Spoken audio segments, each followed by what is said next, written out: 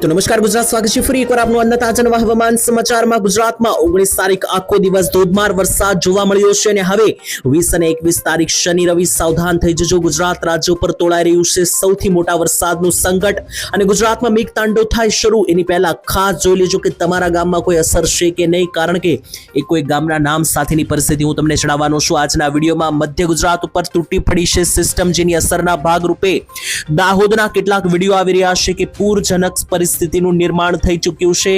Video હું તમને live દેખાડવાનો છું। જો તમને ભરોસો ના થાય તો મિત્રો વિડીયો પણ હું તમને દેખાડીશ અને સાથે માત્ર દાહોદનો વિડીયો નહીં, ગુજરાતના ખૂણે ખૂણે વરસાદો પડ્યા છે। સૌરાષ્ટ્ર, ઉત્તર ગુજરાત, મધ્ય ગુજરાત, સુરત લાગુના દક્ષિણ ગુજરાત બધા જ વિસ્તારોના વિડીયો અને ફોટા લાઈવ આવીને લઈ ચૂક્યો છું આજના વિડીયોમાં।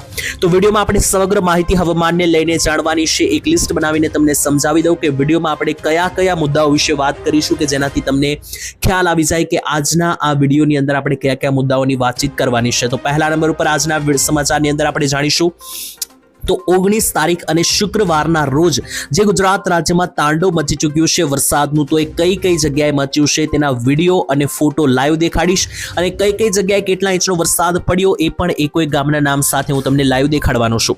બીજા નંબરે સમજીશું કે 19 તારીખે તો વરસાદ પડી ગયો, પરંતુ હવે 20 તારીખ અને 21 તારીખ જેમાં ખાસ શનિ રવિ છે મિત્રો, તો આ રજાના દિવસમાં જો બહાર જવાનો કોઈ પ્લાન હોય તો કેન્સલ કરી દેજો, કારણ કે ગુજરાત રાજ્ય ઉપર હવે ખતરનાક સિસ્ટમ આકાર લઈ ચૂકી છે, જેની અસરના ભાગરૂપે કેવો વરસાદ પડવાનો છે સમજીશું। અને ખાસ તો આપણે આગામી 24 કલાકની વાત વધુ કરીશું, એટલે કે 20 તારીખ અને શનિવારનો દિવસ કેવો રહેશે, વહેલી સવારથી બપોર પછીથી લઈને મોડી રાતના 12-1 વાગ્યા સુધીની પરિસ્થિતિ વિશે હું તમને આગાહી જણાવવાનો છું આજના વિડીયોમાં। ત્રીજા નંબર ઉપર મિત્રો જે છે તે મહત્વપૂર્ણ અપડેટ આવી રહી છે, ગુજરાતના એક કોઈ ગામના નામ સાથે વરસાદ ક્યાં કેટલો પડશે સમજાવીશ અને વેધર મોડેલો અનુસાર નવા નકશાઓ સામે આવી ચૂક્યા છે, હવામાન વિભાગના એલર્ટો સામે આવી ચૂક્યા છે। બધી માહિતી જાણીએ એ પહેલા જો તમે અમારી આ ચેનલ શું માહિતી ગુજરાતી SMGN સબસ્ક્રાઇબ નથી કરી તો આ ચેનલ સબસ્ક્રાઇબ અત્યારે જ કરી લેજો, એનાથી જ્યારે પણ કોઈ વરસાદ અને ખાસ મિત્રો કામની માહિતી આવશે તો તમને મળી જશે। અને જો તમે આ વિડીયોને હાઇપ નથી કર્યો તો કોમેન્ટની બાજુમાં હાઇપનો ઓપ્શન હશે, દબાવી દેજો, એનાથી પણ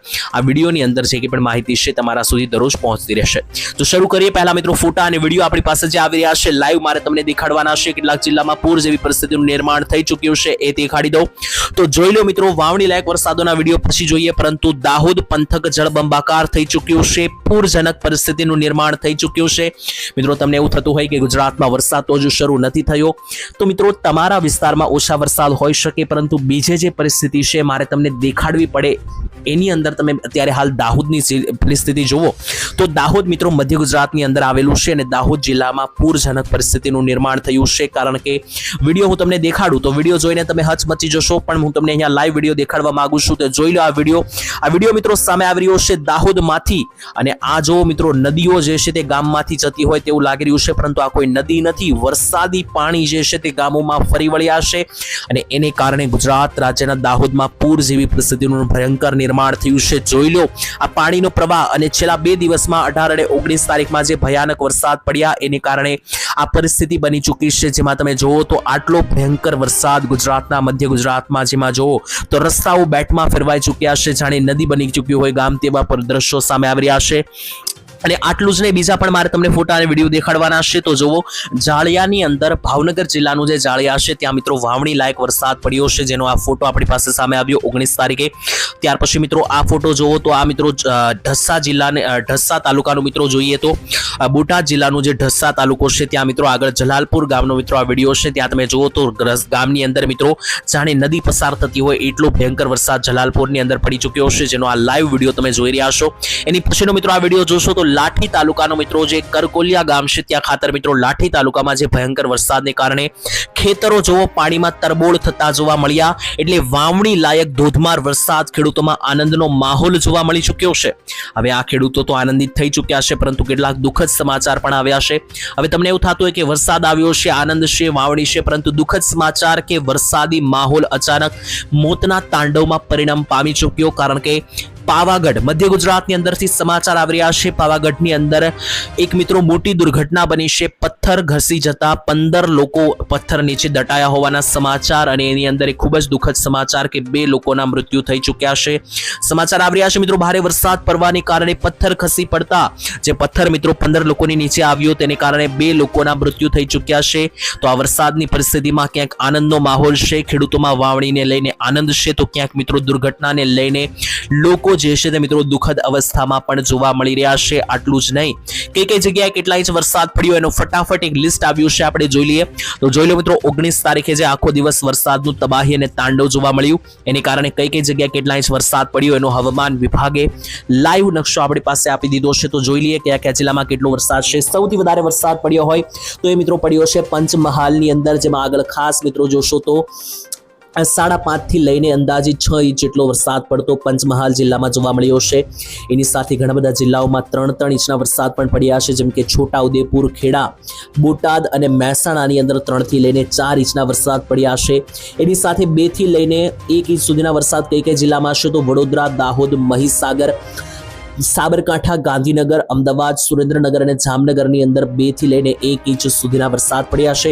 અને ઘણા બધા જિલ્લા એવા પણ છે કે જ્યાં મિત્રો વરસાદ એકદમ સામાન્ય એટલે કે અડધા ઇંચથી લઈને 1 ઇંચ સુધીના એટલે કે ઝાપટા જોવા મળ્યા છે. એ જિલ્લાની વાત કરીએ તો સુરત, તાપી, નવસારી, વલસાડ, નર્મદા, આણંદ, પાટણ, કચ્છ, રાજકોટ અને ભાવનગર જિલ્લાની અંદર જે આ વરસાદો પડ્યા છે ઝાપટા સ્વરૂપે અડધાથી લઈને 1 ઇંચ સુધીના આપણી પાસે અહીંયા સામે આવ્યા છે. તો આ બધી માહિતી જે કે પણ અમારી પાસે મેં તમારા સુધી પહોંચાડી દીધી. અને જોઈ લો, ECMWF વેધર મોડેલ અનુસાર એક નકશો પણ સામે આવ્યો છે, અને આ નકશાને આધારે ગુજરાત રાજ્યમાં હજુ પણ 2-2.5 ઇંચ સુધીના વરસાદ આગામી 15 તારીખ સુધી જોવા મળી શકે, એટલે કે આવનારા 15 દિવસ સુધી જોવા મળી શકે. એટલે કે આ જે નકશો છે એ તમને આગામી 3 તારીખ સુધી બહાર પાડવામાં આવ્યો છે. એટલે કે આગામી 15 દિવસ સુધી ગુજરાતમાં કેટલો વરસાદ પડશે તો આગામી 15 દિવસ ગુજરાતમાં ભરપૂર વરસાદ છે. સૌરાષ્ટ્ર અને દક્ષિણ ગુજરાતના ભાગોમાં 2 થી લઈને 2.5 ઇંચના વરસાદ છે, તો ઉત્તર ગુજરાત અને કચ્છની અંદર 1 થી 1.5 ઇંચ સુધીના વરસાદની મિત્રો આગાહી જે છે તે અહીંયા ECMWF વેધર મોડેલ અનુસાર સામે આવી ચૂકી છે. અને એની સાથે એક નકશો ગરમીને લઈને પણ આવ્યો છે. તો ગુજરાતમાં આનંદ રાહતના સમાચાર, ગરમીમાંથી ફાઇનલી હવે લોકોને જે છે તે ઘણી બધી રાહત મળી છે, કારણ કે તાપમાન ઘટી ચૂક્યા છે. જ્યાં 41 ડિગ્રી હતા ત્યાં 39 થઈ ચૂક્યા છે, 39 હતા ત્યાં 36 ડિગ્રી તાપમાન થઈ ચૂક્યું છે. દક્ષિણ ગુજરાતમાં સરેરાશ તાપમાન 36 ડિગ્રી જોવા મળ્યું, મધ્ય ગુજરાતની અંદર 39 ડિગ્રી જોવા મળ્યું, ઉત્તર ગુજરાતમાં 38 ડિગ્રી તાપમાન જોવા મળ્યું, સૌરાષ્ટ્રની અંદર 38 ડિગ્રી તાપમાન જોવા મળ્યું અને કચ્છની અંદર પણ 38 ડિગ્રીનું તાપમાન જોવા મળ્યું. એટલે આખા ગુજરાતમાં 38-39 ડિગ્રીના સરેરાશ તાપમાન જોવા મળ્યા છે. રાહતભર્યા સમાચાર કે ગુજરાતમાંથી ગરમી હવે દૂર થઈ રહી છે. અને બીજા મહત્વના સમાચાર ચોમાસાને લઈને ફરી એકવાર મિત્રો દુઃખદ સમાચાર, ફરી એકવાર ચોમાસું આજે આગળ વધ્યું નથી.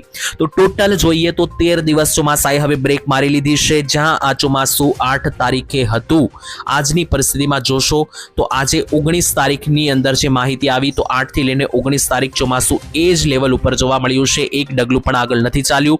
મુંબઈથી હજુ ચોમાસું 150 કિલોમીટર દૂર છે, ગુજરાતથી 250 કિલોમીટર દૂર છે.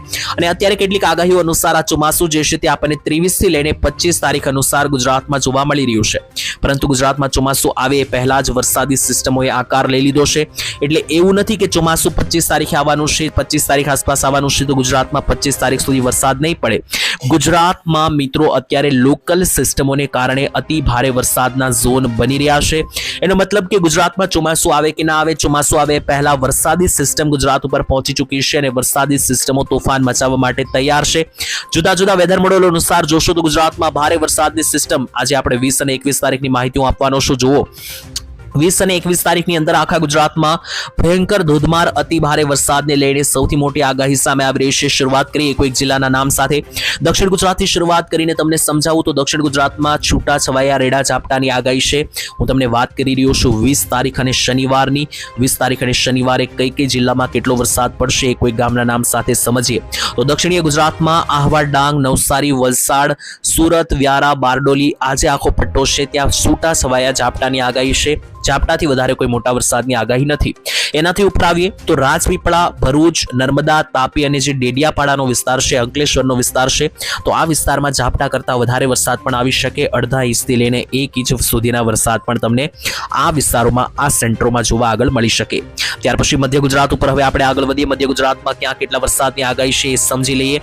તો મધ્ય ગુજરાતની અંદર જે આગાહી છે તે અનુસાર બોડેલી, છોટાઉદેપુર અને વડોદરા જિલ્લામાં જે છે તે ભયંકર સિસ્ટમ બનતી જોવા મળી રહી છે, જેને કારણે 20 તારીખ અને શનિવારના રોજ બોડેલી, છોટાઉદેપુરથી લઈને વડોદરા, ખંભાત, આણંદ અને નડિયાદનો જે આખો પટ્ટો છે, આ વિસ્તારોમાં તમને કડાકા ભડાકા સાથે અને ગાજવીજ સાથેના છૂટા છવાયા વરસાદો જોવા મળી શકે.